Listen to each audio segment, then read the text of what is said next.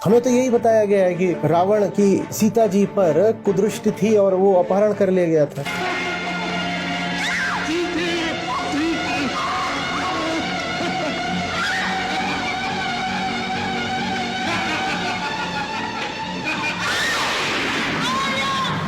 अब दूसरी रामायण वो पढ़ेंगे तो वहां पर होगा कि नहीं, जो कहते हैं कि बाप की तरह चाहता था रावण सीता को। अब क्या करोगे? दक्षिण भारत की रामायण है वो अलग है, इंडोनेशिया कंबोडिया की रामायण है वो अलग है। जिसके जैसे मन में आया उसने लिख दिया। अब रामायण में जो लिखा है उसको लेके आप राम पर थोड़ी उंगली उठाओगे। राम ने खुद लिखा है क्या? राम भी आश्चर्य करते होंगे, कहते होंगे कुछ भी लिख देते हैं और जवाबदेही मेरी बन जाती है। बाकी सब छोड़िए, रामायण और रामचरितमानस में ही इतने बड़े बड़े अंतर है कि आप हैरान रह जाएंगे। पर ज्यादातर हिंदुओं ने न तो स्वयं मौलिक अध्ययन करा है रामायण का, ना रामचरितमानस का। अभी वो फिल्म आई थी, उन लोगों ने अपने हिसाब से राम सीता का चरित्र दिखा दिया। अब ये भी हो सकता है 100-200 साल बाद जो पीढ़ियां आए, अब जो नई पीढ़ियां आ रही पढ़ती तो है नहीं, तो बस देखती हैं वीडियो, तो वही आदि पुरुष ही देखें और सोचें यही रामायण है, तो उनके मन में फिर राम सीता की वैसी छवि बन जाएगी। अब आदि पुरुष न राम ने बनाई, न लक्ष्मण ने, न सीता ने, यहाँ तक कि रावण ने भी नहीं बनाई है। लेकिन इस पिक्चर के मारे उन बेचारों का चरित्र सब ऊपर नीचे हो रहा है आम आदमी की दृष्टि में। तो ऐसे नहीं करना होता है। सनातन धर्म श्रुति का धर्म है, ये बात हमें बताई नहीं गई, हम इसलिए परेशान हैं इतने। छोटे बच्चों को भी जब स्कूल में बताया जाता है तो लिखते हैं कि अच्छा बताइए ये जितने सब धर्म है इनकी प्रमुख पुस्तकें क्या है। क्रिश्चियनिटी लिखते बाइबल, इस्लाम लिखते कुरान, बुद्धिज्म लिखते धम्मपद, सिखिज्म लिखते हैं गुरु ग्रंथ साहिब, हिंदुइज्म तो क्या लिखते हो आप लिखते हो वेदास, VEDAS।